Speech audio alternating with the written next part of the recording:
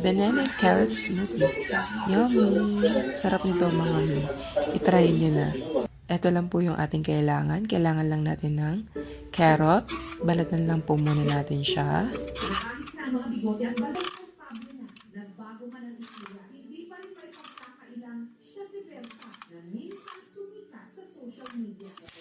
After natin siyang balatan, mga mi, kailangan natin siyang hiwain. Depende naman sa inyo kung yung blender nyo is pwede mo nang ilagay ng buo. Kasi ako, hinihiwa ko siya para mas ma-blend ng maganda yung carrot. Ganyan lang po.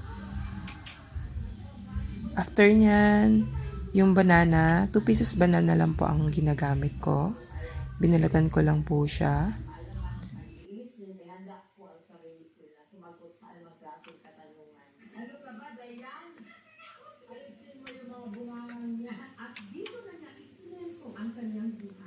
Namatay na yung mama ko at ang yung papa ko ay namatay din. Ayan na po ang ating carrot and banana. Unahin ko pong i-blend yung ating carrots.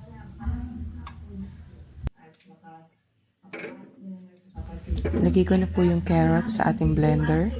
Mga mi, yung blender pala na yan, mura ko lang yung nabili. Lalagay ko dyan yung link sa comment section.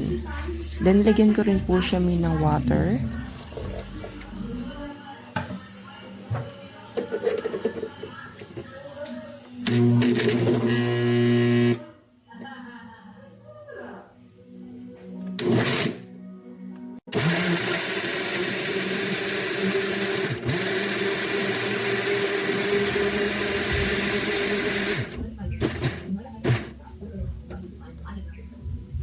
Pagkatapos po na natin siya i-blender, kailangan po natin siyang salain. Dahil yung katas lang po ng carrots ang ating kailangan.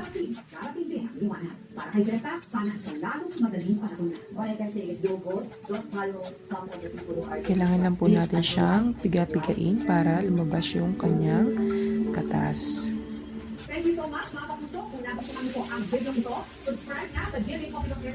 After po niyan, ito na po ating juice carrots.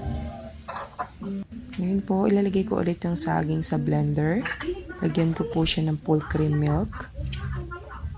Ganyan lang po ako karami maglagay. Depende po sa inyo kung gano'n nyo karami gusto yung gatas. Ngayon, i-blend na po ulit natin siya.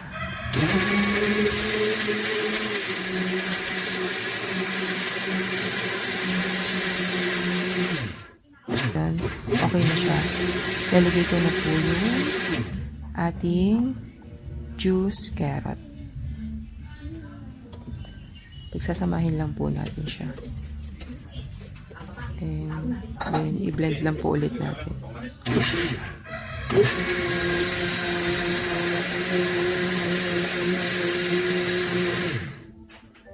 Para mas lalong sumarap po ang ating juice, kailangan natin lagyan ng maraming yelo. Mas malamig, mas maraming yelo, mas masarap mga mi.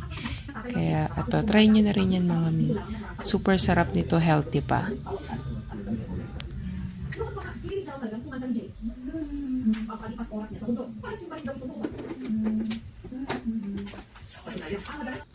May healthy juice na tayo mga mi.